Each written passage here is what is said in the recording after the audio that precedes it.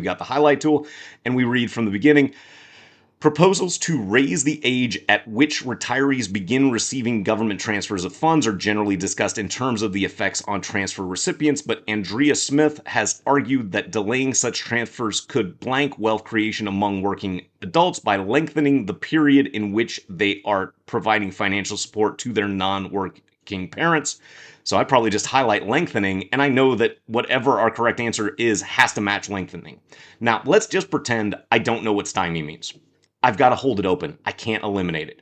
Compound, well, if we compound wealth creation, we're not lengthening the wealth creation. That's actually going to increase the wealth creation. So that would be atone reversal. Disparage is going to mean insulting. Again, if you don't know what it means, you'll have to hold it open. And outstrip actually means it's going to go faster. So that is also going to be an incorrect answer choice. If you don't know at least 50% of the answer choices, this is the kind of question that you might mark for review and come back to at the end of the section here.